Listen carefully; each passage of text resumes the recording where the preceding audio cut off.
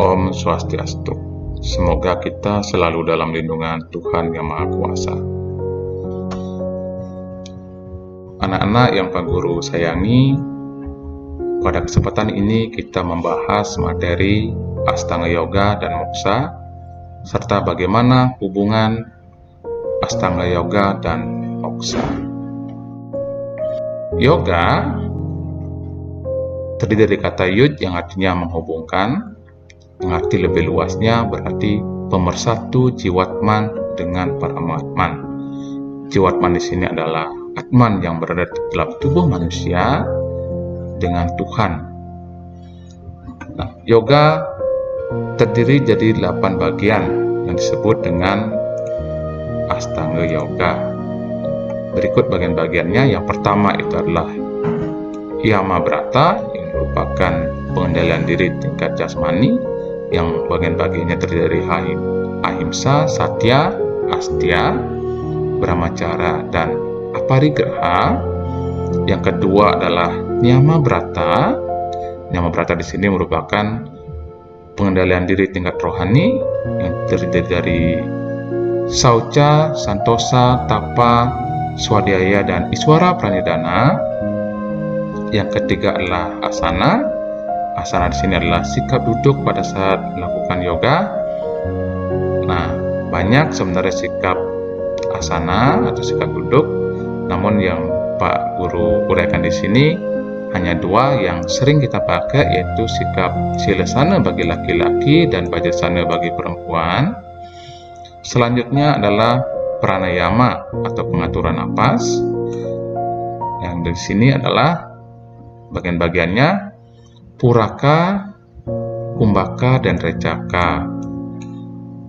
Puraka di sini adalah pada saat kita menarik nafas, Kumbhaka itu adalah pada saat menahan nafas, dan Recaka pada saat mengeluarkan nafas. Dan semua aktivitas ini dilakukan masing-masing 7 detik. Tujuannya adalah untuk menyebarkan prana atau kekuatan Tuhan ke seluruh tubuh kita. Selanjutnya, pratyahara, yaitu penguasaan panca indera.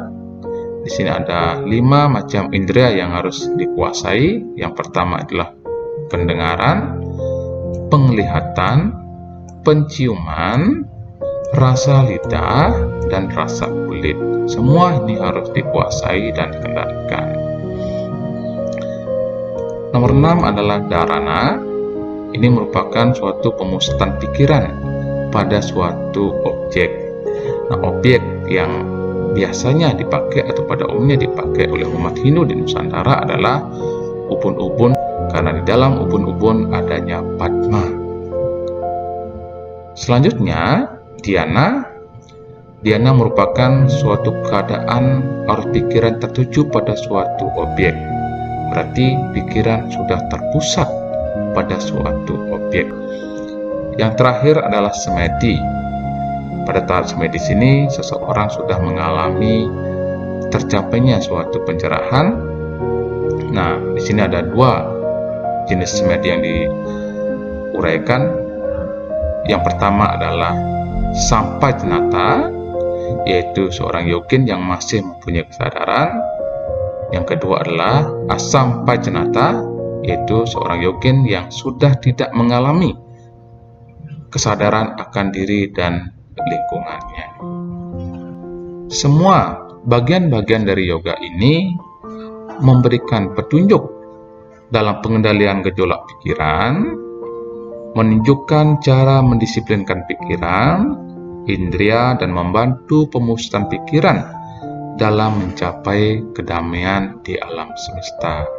Berikut hambatan dan tantangan dalam penerapan Yama Brata serta contoh yang kita amati yang ada di sekitaran kita.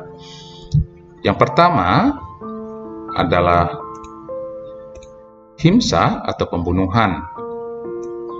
Seperti kita lihat dalam berita ini, pembunuhan sadis satu keluarga di Sudorajo dituntut mati. Artinya, ketika kita tidak mampu mengendalikan diri, tidak mampu mengendalikan emosi, mengendalikan indera, maka akan terjadi adalah kita berurusan dengan hukum dan terjadi penderitaan. Setia atau keserakahan. Berikut contoh kasus yang terjadi di lapangan. Tersangka korupsi PT Asabri terkejut langsung ditahan. Nah, ketika kita penuh dengan keserakahan, maka terjadi masalah dan berurusan dengan hukum.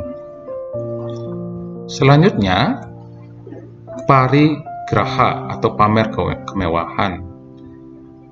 Contoh kasusnya seperti berikut. Pamer duit ratusan juta, Rafer ini ditahan polisi. Asatya palsuan. Contoh masalah yang ada di lapangan seperti berikut. Komplotan ini ajukan kredit fiktif hingga 580 juta rupiah berbekal dokumen palsu, sehingga akhirnya yang bersangkutan berurusan dengan hukum. Uyab hicara itu pengendalian seksual. Contoh masalah yang ada di lapangan, ratusan pelajar SMA Jepara hamil di luar nikah, ajukan permohonan dispensasi. Kelima, masalah ini menunjukkan bahwa ketika kita tidak mampu mengendalikan diri, tidak mampu mengendalikan indera, maka akan terjadi masalah hukum yang berakibat sengsara dan penderitaan. Selanjutnya, hambatan dan tantangan penerapan yang merata serta contoh-contoh yang ada di lapangan. Yang pertama, kita lihat adalah pramada atau kealpaan berbuat baik. Seperti kita contoh yang ada di lapangan adalah berkeluar penjara, mantan polisi ini ditangkap lagi karena edarkan narkoba, sehingga tidak henti-hentinya untuk melakukan kejahatan, sehingga akhirnya berurusan dengan hukum dan penderitaan. Wilasa atau kemewahan. Faktor gaya hidup mayoritas pecandu narkoba berusia 20-an tahun. Nah, ini karena pola hidup yang mewah, sehingga untuk mencari kenikmatan duniawi yang bersangkutan akhirnya menjadi pecandu narkoba. Prakerti pranidana atau terikat dengan materi. Terikat dengan materi maksud sini seseorang masih melakukan sesuatu tindakan yang tidak terpuji untuk mendapatkan suatu materi. Salah satu contohnya adalah korupsi. Ini masalah yang ada di lapangan. Rugikan negara 23 triliun rupiah. Ini kronologi kasus korupsi Asabri. Nah, ini kasus korupsi Asabri. Nah, ketika kita mendapatkan uang atau mencari uang dengan cara yang tidak halal atau tidak benar, akan berurusan dengan masalah hukum. Asantosa atau tidak puas. Seperti kita lihat, ini terjadi kasus bentrok antar warga karena ketidakpuasan satu sama lain dan tidak adanya saling memaafkan. Selanjutnya, asauce adalah kumuh atau tidak sehat atau tidak bersih. Nah, ketika kita kumuh atau lingkungan kita kumuh menjadi sumber penyakit. Seperti kita lihat pada berita ini, Pasar Cianjur jadi sarang penyakit. Nah, ini beberapa masalah-masalah terjadi apabila kita tidak mampu mengendalikan diri pada tahap rohani.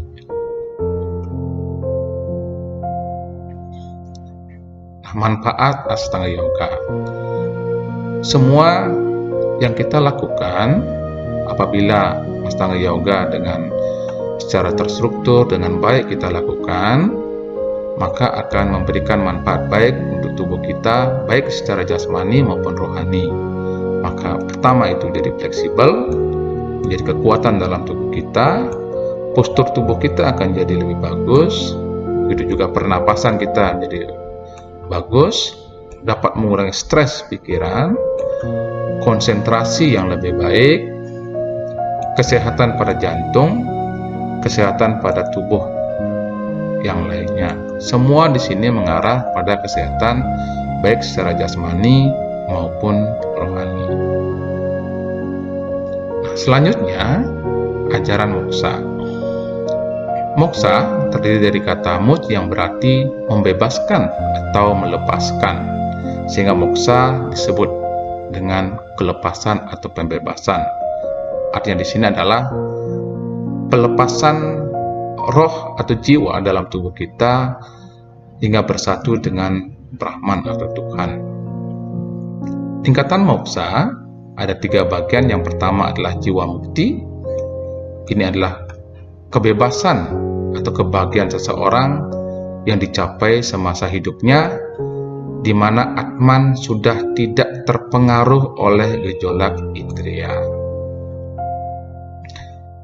Yang kedua adalah Widya Mukti, yaitu tingkatan kebebasan atau sudah tidak terikat dengan materi, dicapai oleh seseorang semasa hidupnya apabila Atmannya telah meninggalkan jasadnya, tetapi rohnya masih kena pengaruh maya tapi sedikit. Yang terakhir adalah Purna Mukti, yaitu keberadaan Atman setelah Atman menyatu dengan Brahman. Tadi tingkatan moksa ini dibagi menjadi 4. Ada 4 jenis moksa. Yang pertama adalah Samidya, itu adalah kebebasan semasa hidup. Ini yang dialami oleh seorang yogi atau para maharsi. Yang kedua adalah Sarupya, adalah kebebasan kelahiran, itu dialami oleh Rama, Krishna, dan Buddha. Selanjutnya Salokya adalah Atman kesadarannya sama dengan Brahman, dalam hal ini mencapai tingkat dewa. Sayuja adalah Atman telah dapat bersatu dengan Brahman. Atman dan Brahman sesungguhnya adalah tunggal. Baik, selanjutnya kita menyimak video cerita terkait dengan perjalanan Paccappandawa menuju puncak Himalaya yang ada kaitannya dengan ajaran Astanga Yoga dan Moksa. 36 tahun telah berlalu sejak perang Bharatayuda antara Pandawa dan Kurawa yang dimenangkan oleh Pandawa. Sejak itu, kerajaan Astina di bawah pimpinan Yudhistira berhasil mewujudkan suatu negara yang subur dan makmur. Akan tetapi perjalanan hidup tidak selalu langgeng. Situasi dan kondisi turut menentukan, terutama setelah meninggalnya para tetua kerajaan seperti Drestarastra, Gandhari, Kunti, dan Krishna. Pandawa seperti kehilangan pegangan. Kemudian pada hari yang telah ditetapkan, para ksatria Pandawa bersama Drupadi meninggalkan istana dengan perasaan pilu diiringi isak tangis keluarga dan rakyatnya. Tak sepotong pun harta dunia yang dibawa, bahkan pakaian pun terbuat dari kulit. Ketika mereka keluar dari istana, seekor anjing mengikuti dari belakang. Mereka berjalan ke arah timur, masuk hutan, keluar hutan, kemudian berbelok ke selatan dan akhirnya sampai di pegunungan Himawan atau pegunungan Himalaya, yang di sana terbentang alam terbuka gurun pasir yang terhampar luas sejauh mata memandang. Gurun itulah yang akan mereka tempuh. Setelah bertapa beberapa saat, mulailah mereka memasuki istana alam di bawah teriknya sinar matahari yang menyengat sekujur tubuh. Drupadi, Nakula, Sahadewa, Arjuna, dan Bima pun akhirnya satu persatu gugur dan tidak bisa mencapai surga karena dosa mereka. Nah, apa penyebab mereka pada awalnya tidak masuk surga bersama Yudhistira? Berikut ulasannya. Drupadi. Tiba-tiba Drupadi mengaduh dan jatuh terkulai serta tak lama kemudian gugur. Bima bersedih melihatnya dan bertanya, "Kakak Yudhistira, Drupadi telah mati. Apakah ia membawa dosa?" Yudhistira berkata, "Adikku Bima, setiap kematian membawa dosa. Semasa hidupnya Drupadi bertindak pilih kasih. Ia lebih mencintai Arjuna daripada kita. Dosa itulah yang akan ia bawa," jelasnya. Sahadewa. Tidak lama kemudian Sahadewa pun terjatuh dan gugur. Bima bertanya, "Kakak, lihat, Sahadewa pun mati. Apa pendapatmu?" Kemudian Yudhistira berkata, "Adikku Bima, Tuhan tidak menyukai orang yang sombong. Ketika masih hidup, Sahadewa suka menyombongkan diri, bahwa dialah yang paling pintar. Tak ada yang mengunggulinya. Padahal setiap manusia mempunyai keterbatasan. Itulah dosanya." Nakula. Perjalanan diteruskan dan semakin jauh menyusuri gurun pasir dan kelelahan pun semakin terasa. Tiba-tiba Nakula pun terjatuh dan menghembuskan nafas yang terakhir. Bima kembali bertanya, "Kakak," Nakula pun menyusul. "Bagaimana pendapatmu? Jika seseorang merasa dirinya lebih dari yang lain, maka orang itu takabur. Begitupun Nakula. Ia merasa dirinya yang paling tampan tiada duanya. Itu pertanda hatinya tak setampan lahirnya. Karena itu ia tak dapat mengikuti kita," jelas Yudhistira. Arjuna. Tiba giliran Arjuna jatuh terkulai mengalami nasib yang sama. Padahal kesaktiannya seperti Dewa Indra. "Apakah dosanya, Kak?" Yudhistira menjawab, "Arjuna pun terkena penyakit takabur. Ketika anaknya mati, ia telah sesumbar sanggup mengalahkan musuh dalam 1 hari sebelum matahari terbenam. Padahal kesanggupannya hanya terdorong oleh nafsu semata, sehingga janjinya tak dapat dibuktikan. Itulah dosanya." Bima. Tak berapa lama tiba-tiba Bima mengerang, "Oh kakak, tolong aku. Badanku gemetar, aku tak mampu berjalan. Tolong aku, Kak." "Adikku Bima, engkau makan sangat serakah tanpa menghiraukan orang lain yang juga butuh makanan. Kata-katamu kasar, tak peduli dengan siapa engkau berbicara. Selain itu engkau selalu menyombongkan kekuatanmu. Karena itu terimalah apa yang telah engkau lakukan." Dan Bima pun akhirnya gugur.